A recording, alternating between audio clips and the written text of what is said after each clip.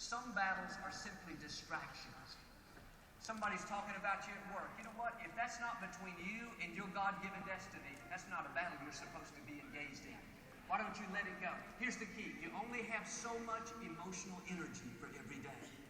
A lot of times we're using our emotional energy thinking about what they said about us. You know what?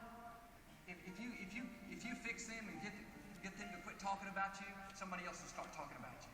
The truth is, somebody's always talking about you, so you've got to let it go and say, God, if it's not between me and my God-given destiny, I'm not going to engage in this battle. A lot of times we are fighting battles that don't matter. They are simply a distraction. Remember in the scripture, Nehemiah was rebuilding the walls of Jerusalem. There were two guys at the base, Sanballat and Tobias. The whole time he was up there working, they were saying, that wall's not going to stand. You're wasting your time, Nehemiah. You know what they were critics, naysayers.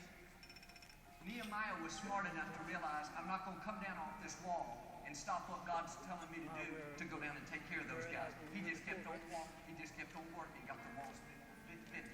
Some of you, all of us, have Sanballats and Tobiases in our lives. I encourage you, don't be distracted. That's cool. Don't engage in every battle. If it's not between you and your God-given destiny, it's simply a distraction. Let it go and keep moving forward. Another thing, we talked about this a little earlier about, a lot of people, they can forgive others. They're pretty good at that. But I know people that they can't forgive themselves. They've made mistakes. They tell me, Joel, I blew part of my life. I was on drugs. I ruined my marriage and all that. But listen, friends, you can't change the past. You may be able to learn from it, but you can't undo the past. You got to let that go, learn from it, and move forward into the new destiny that God has in store for you. No mistake you've made is too much for the mercy of God. You can still become everything God's created you to be.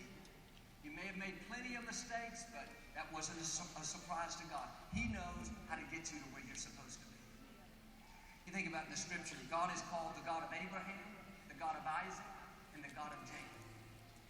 I can understand how he's called the God of Abraham. Abraham was the father of our faith, a great man.